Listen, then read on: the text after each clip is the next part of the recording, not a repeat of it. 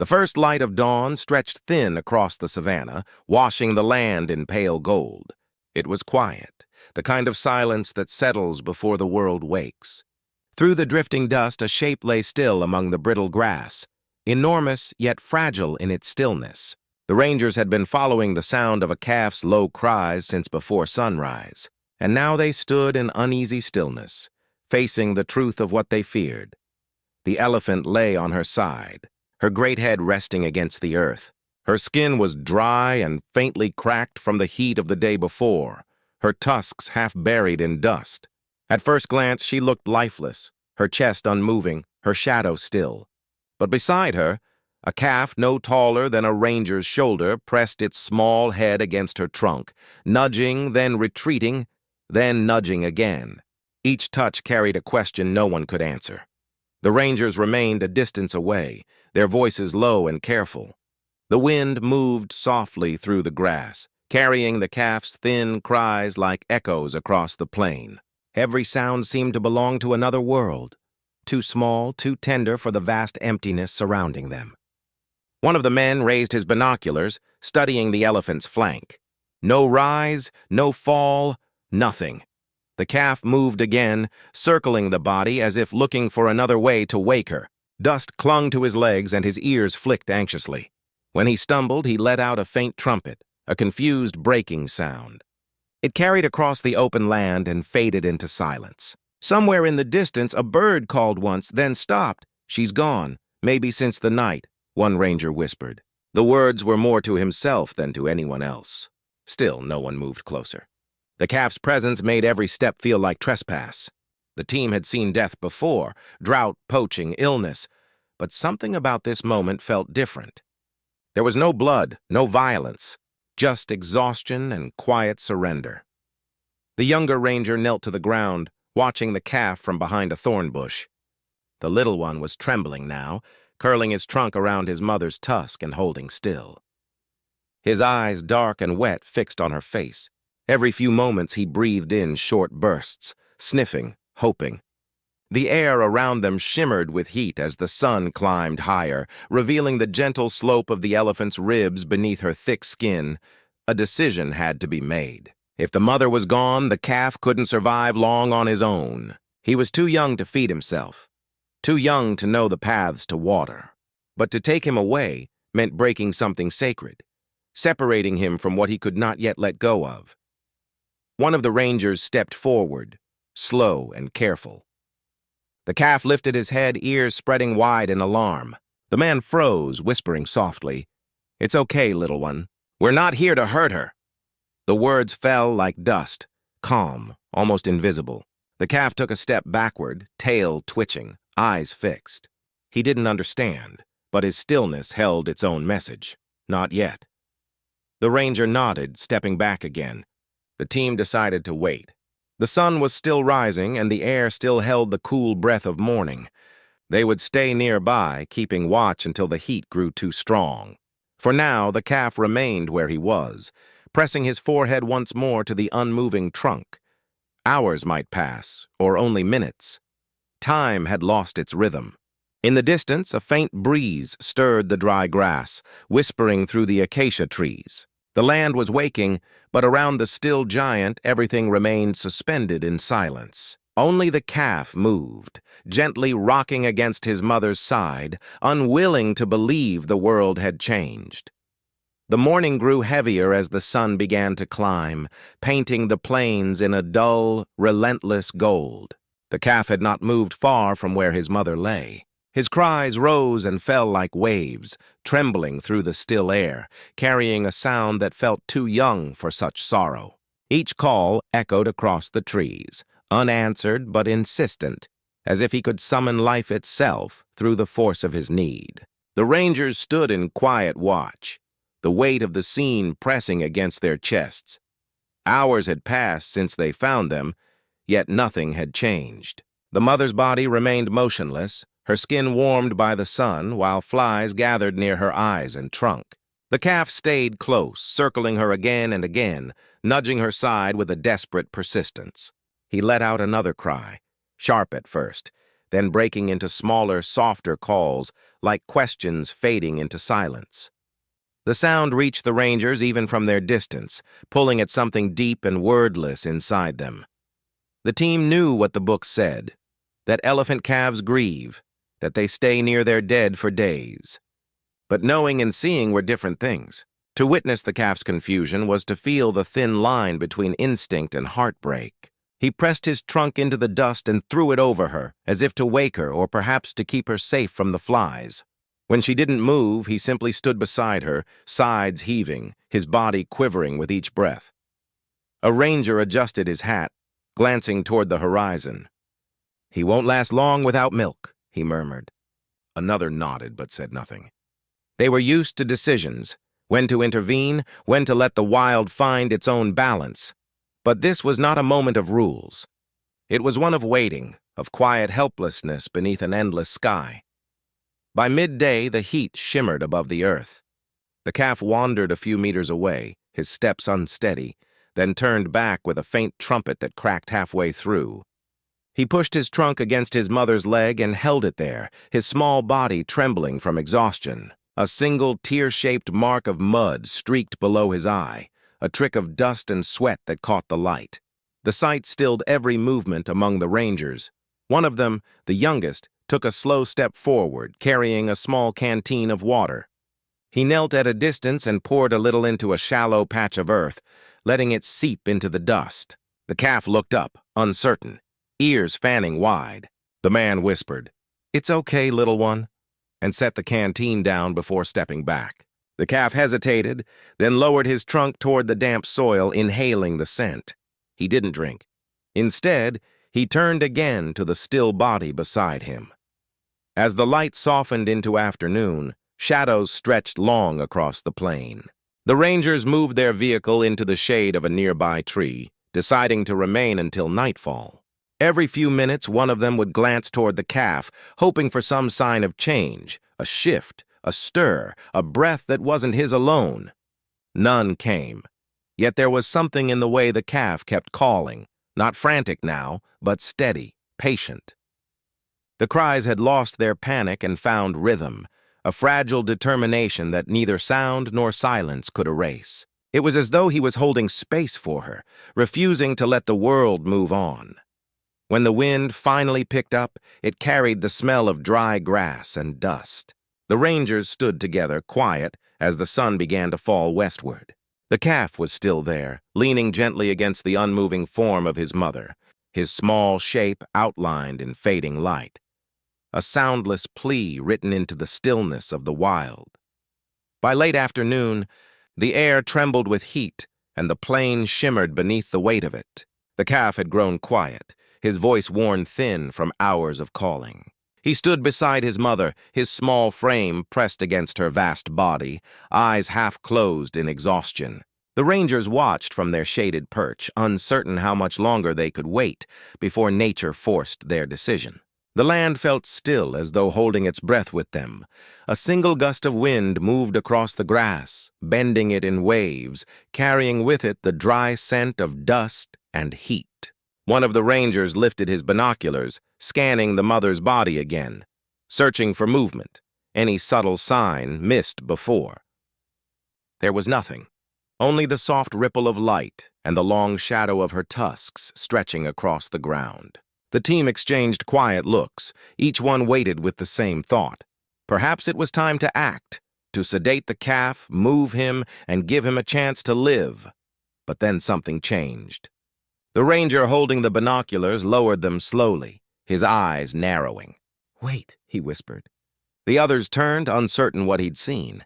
For a moment, the world seemed to pause. No sound but the wind, no motion but the tremble of heat. And then, so faint it could have been imagined, the end of the elephant's trunk shifted.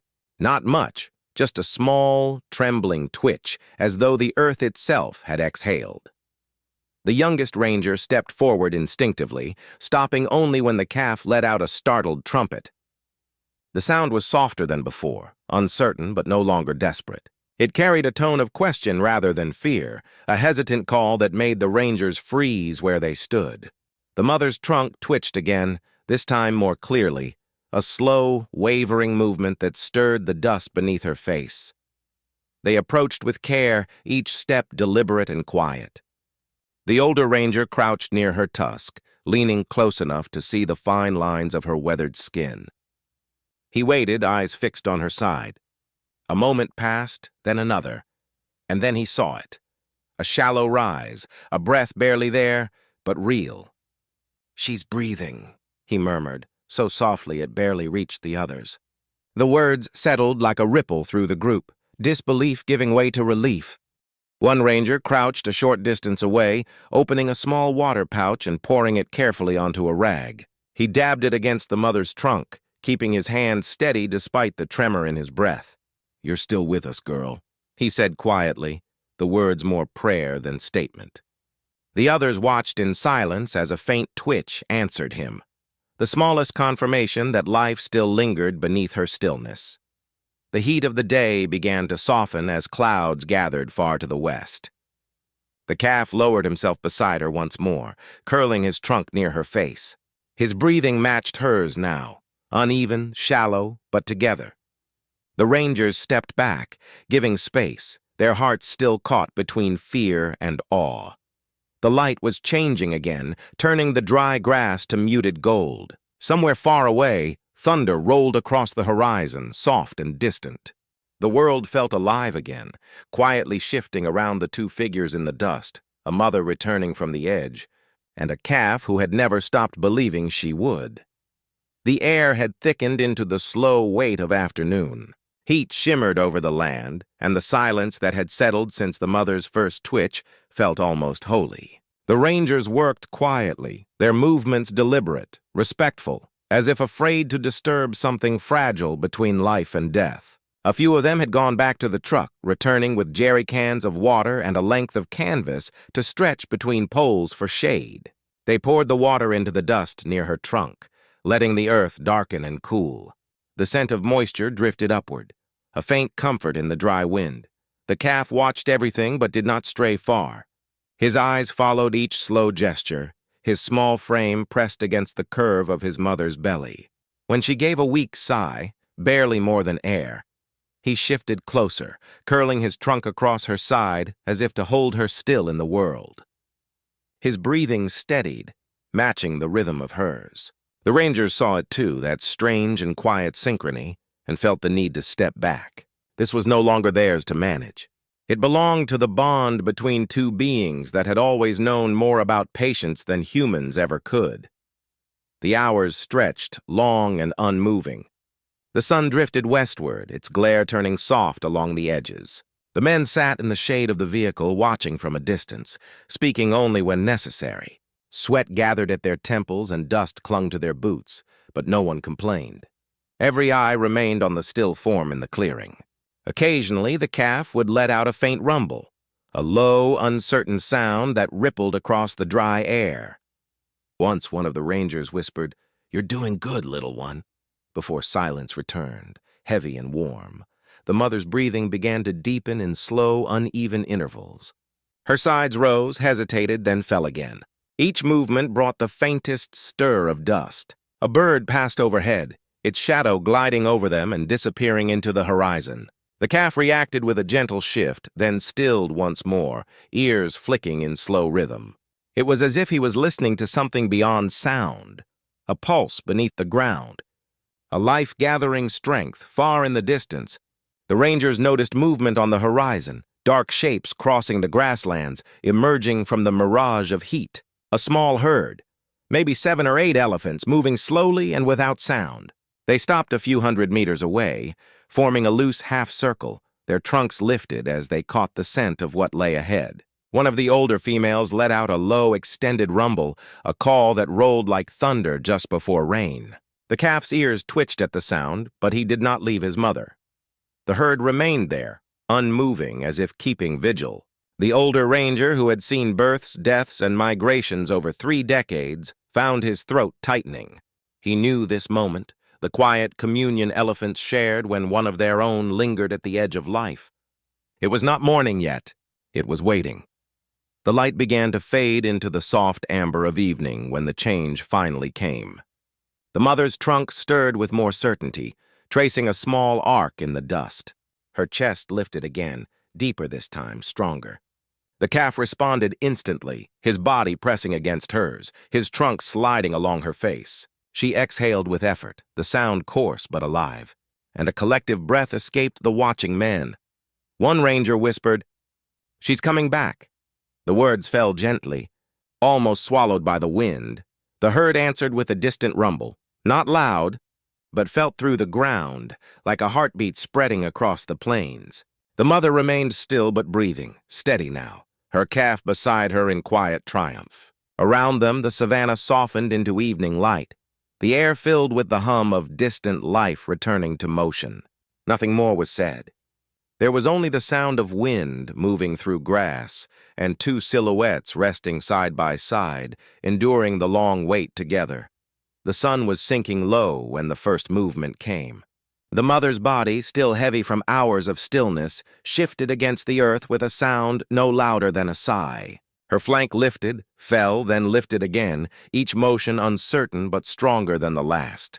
The calf stepped back, startled at first, then returned to her side, his small trunk sliding along her shoulder as if to guide her upward. The rangers, standing at a distance, did not speak. After so long holding their breath, even quiet felt fragile. The elephant's trunk reached forward, dragging through the dust, feeling for ground. Her legs trembled beneath her weight. When she tried to rise, her front knee buckled and she sank again, exhausted. The calf let out a soft rumble, a sound between plea and encouragement, and pressed close to her face. The mother's eye opened just slightly, catching the last of the golden light. A breath, long and deep, escaped her chest. Then she tried again. The effort was slow, almost painful to watch. Her muscles quivered as she gathered her strength. Inch by inch, she pushed herself upward, leaning into her front legs until her great body found balance. Dust fell from her sides like sand from a crumbling wall. For a heartbeat, she wavered, her frame unsteady, her head low. Then with one final lift, she stood, towering again over the land that had nearly claimed her. The calf trumpeted, a raw burst of joy that shattered the quiet. It wasn't loud or long, but it carried across the plain like the voice of life returning to the wild. One of the rangers exhaled, the sound barely audible. Another whispered, "Easy now. You're all right, girl." The words were gentle, spoken into the wind. They knew better than to move closer. This moment belonged to her, to the mother and the calf, bound by something older than understanding. The calf circled her legs, touching her with his trunk, pressing against her as though to prove she was real. She lowered her head, brushing his small body with the tip of her trunk.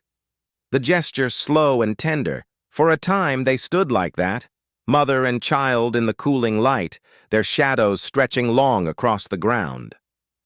Around them the air began to change. The distant herd that had lingered on the horizon started to move, their silhouettes merging with the fading gold. A soft, rolling call drifted through the distance, low and steady. The mother lifted her head in response, trunk raised toward the sound. The calf turned too, his ears wide, his body pressed against hers. The rangers watched silently. There was nothing more to do. The rescue had not come from their hands, but from something quieter. Endurance, instinct, faith, held by a small calf who never gave up. The men gathered their things, speaking little. One of them looked back once more as the mother began to walk, slow but certain, her steps leaving deep impressions in the dust. The calf followed at her side, sometimes darting ahead, sometimes pausing to brush against her. Together they moved toward the setting sun. The light turned amber, then orange, painting the grasslands in fire and shadow. The herd waited at a distance, their shapes softened by heat and light. As the pair approached, a murmur of low calls rippled through the group. The herd parted slightly, making room, their trunks lifted in recognition. The calf gave a final trumpet, smaller this time, as his mother stepped back into the fold. Behind them, the wind rose again, bending the grass in slow waves.